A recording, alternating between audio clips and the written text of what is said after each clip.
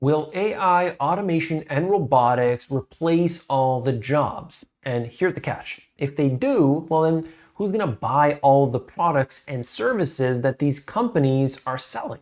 Well, that's what we're going to get into here today. In fact, this is one of the most prominent questions I get all the time. Who are they actually going to sell to if they get rid of all the jobs? Well, my name is David Quintiri, and I am here to explain why this is going to happen anyway. Does that sound interesting? Let's get into it right now. This is important, okay? Because for a lot of people, they don't realize how disruptive, truly disruptive, these industries are becoming in short order. I am fully aware that in all of the boardrooms and all of the conference calls that are taking place right here and now from upper management are all about how do we use AI, because they're seeing it in the news, they're looking at all these things, they're seeing it being passed around. They're asking the question, how can we use AI to quote unquote increase productivity? And what do they mean? How do we get rid of people?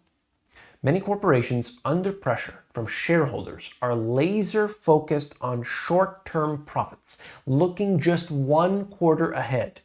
This mindset drives them to adopt these technologies like AI and robotics at a swift pace, possibly outpacing the speed at which society can retrain for new jobs.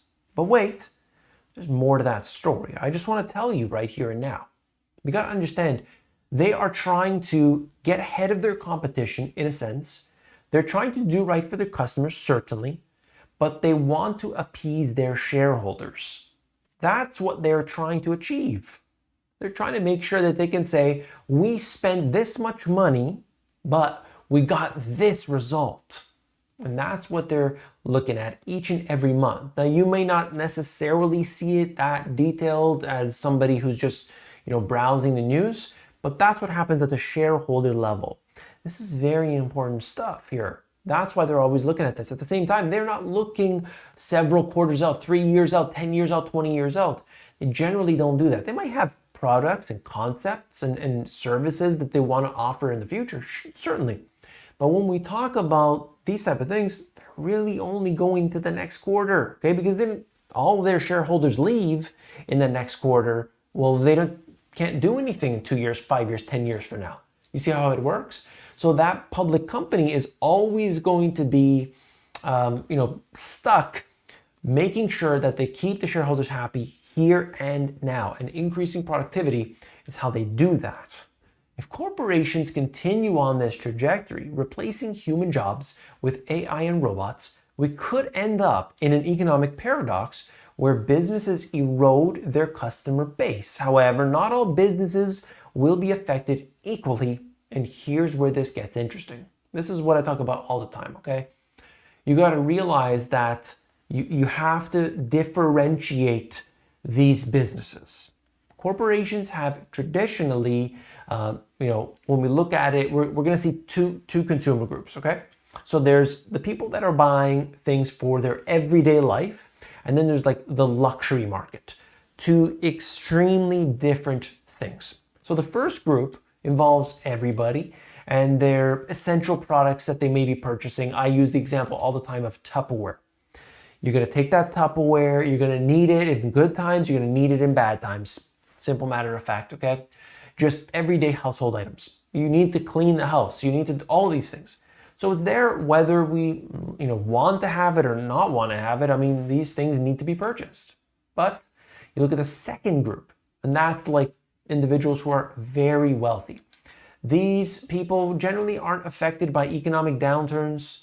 Businesses that cater specifically to these two may thrive even as others struggle.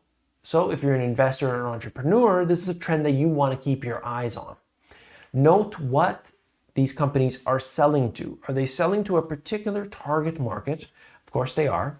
And what are they doing with that?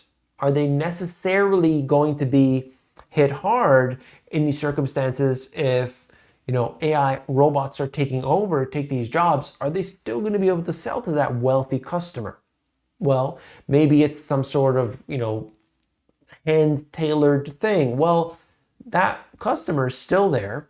that customer is still going to be purchasing. Maybe it's like fine art. You're still going to be having the customer there buying that multi-million-dollar piece of art, even if the robots and the automation come take the jobs away. They're not impacted by that. At the same time, you've got the jobs and everything taking place, all these problems.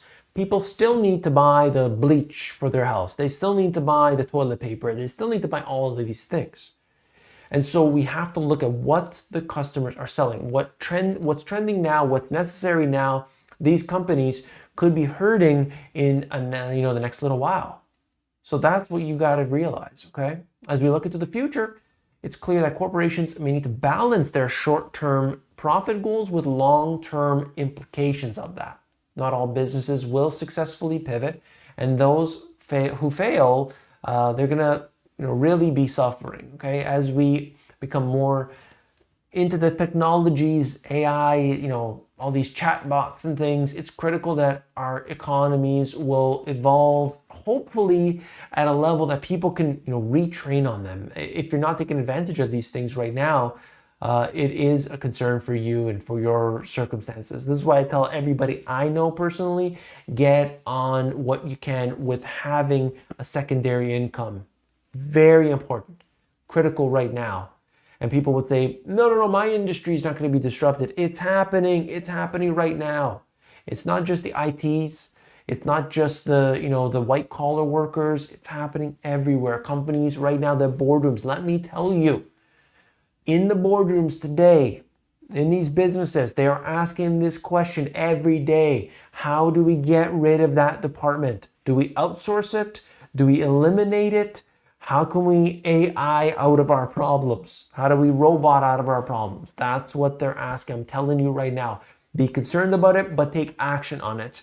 That's my message for you today. If you appreciate this information, hit that thumbs up button down below before you go. And of course, as always, share this information with somebody you believe that will find it interesting. Take care.